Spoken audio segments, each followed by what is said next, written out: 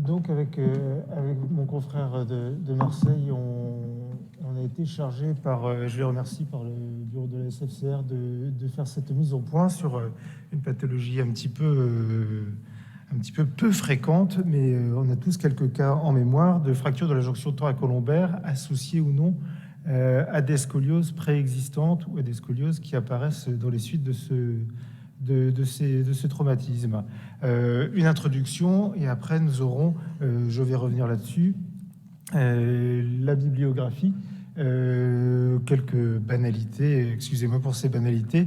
Les fractures traumatiques du rachis thoracolombaire sont fréquentes, avec une incidence variant de 7,5 à 117 000 pour 100 000 habitants par an, et plus faible chez l'enfant. Rien de nouveau, avec bien sûr des conséquences de ces fractures en termes de qualité de vie et la problématique des complications chroniques. Dans ces complications chroniques, on va avoir les problématiques de l'instabilité, soit qui étaient un petit peu méconnues au départ avec un traitement, on va dire, un petit peu trop conservateur alors qu'il y avait une instabilité, ou alors des instabilités tardives qui vont arriver avec leurs problématiques de déformation, douleur et des déficits neurologiques accrus. Alors, pour ces éléments, là, j'enfonce des portes ouvertes. On a les classifications, ces classifications qui s'améliorent, qui progressivement nous permettent d'avoir, par ces systèmes d'attribution de scores, des scores inférieurs à -3, on sera sur un traitement conservateur, supérieur à 5, un traitement qui sera chirurgical, avec une tolérance sur les deux traitements pour des scores entre 4 et 5. Tout ça, c'est très bien, mais ces scores vont prendre en compte beaucoup d'éléments. Le type de tassement, la déformation, la correction, la déformation qui va être syphotique. Mais dans tout ça, on parle très peu des déformations coronales, voire pas du tout dans ces classifications. Sur cette belle revue de la littérature française récente, on voit que chez l'enfant, on va identifier des problématiques, c'est-à-dire l'évaluation du RICER, et en se basant sur l'instabilité, la classification de Naegeli, on va pouvoir dire tel enfant, on va sur un traitement conservateur ou on va sur une prise en charge chirurgicale. Mais la déformation scoliotique, celle que l'on regarde tous à nos staffs le matin, d'aller regarder en disant est-ce qu'on peut voir quelques images sur cette fracture dans le plan coronal, on a un petit peu de mal à retrouver cette analyse dans la littérature. Nos prises en charge vont évidemment prendre en compte le terrain du patient, et la problématique que l'on va traiter aujourd'hui, c'est ces fractures thoracolombaires, donc soit génératrices de scoliose, soit chez des patients qui ont déjà une scoliose. Leur incidence, c'est une grande interrogation. Là, on est sur vous allez voir, sur du case report. Donc, les fractures de la jonction thoracolombaire, donc sur des rachis opérés avec scoliose. Les scolioses qui apparaissent, qui sont présumées apparaissant dans les suites d'un traumatisme, et les scolioses sur rachis non opérés. La revue de la littérature, je ne vais pas vous embêter beaucoup avec ça parce qu'on est vraiment sur du case report.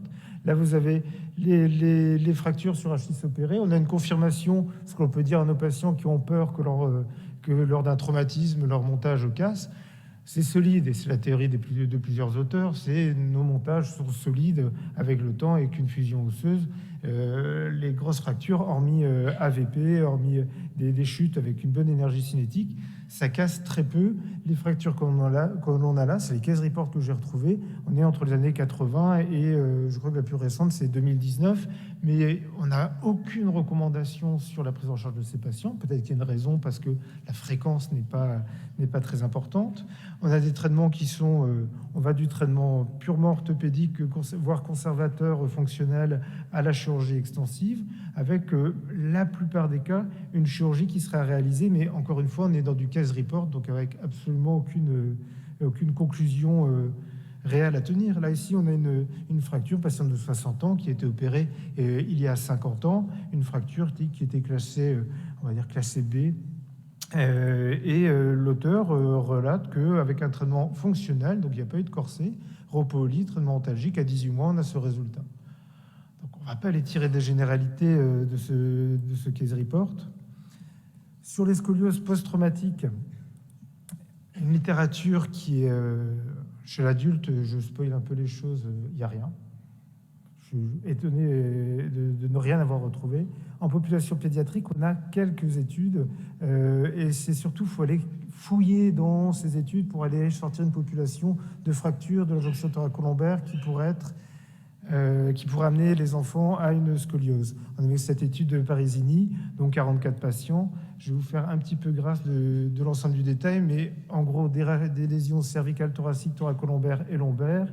Les fractures qui étaient classées comme stables, c'était basé sur la classification de Denis. Donc ces fractures qui étaient stables ont toutes bien évolué sous traitement conservateur. Les fractures qui étaient instables, c'est celle-ci que l'on va regarder, et dans ce groupe de fractures de la jonction thoracolombaire qui est le sujet d'aujourd'hui.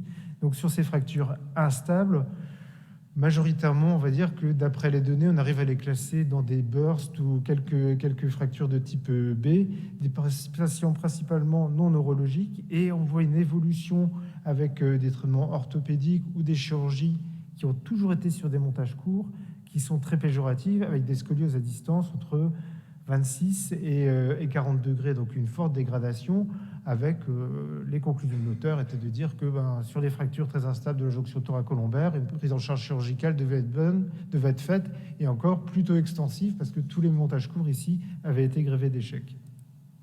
Là, j'enfonce encore des portes ouvertes sur les scolioses. Donc quand on se retrouve avec un patient qui a un traumatisme médulaire associé, on se retrouve avec des évolutions entre 46 et 97% vers des scolioses secondaires.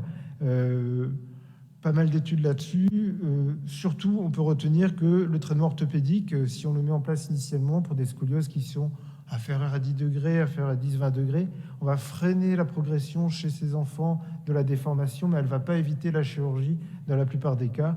Retrouver pour les patients avec un traitement conservateur initial, une chirurgie à 8,5 ans. La chirurgie avait lieu à 4 ans pour des patients qui avaient été traités de façon un peu plus agressive. En cas de déformation de plus de 20 degrés, on avait un faible rôle du corset, donc c'est des patients qu'il fallait opérer. Ici, je ne vais rien spoiler parce qu'on a une chance incroyable, c'est d'avoir les 2 référents mondiaux de cette littérature. Sur la population pédiatrique, Dr Angelium va nous parler de son travail, qui était un travail de thèse et qui était depuis maturé. Et nous avons pour la population adulte, je ne sais pas. Je ne sais absolument pas. Je n'ai pas retrouvé cette information qui me paraît essentielle. C'est scoliose post-traumatique. Combien on en a chez l'adulte? J'en sais rien.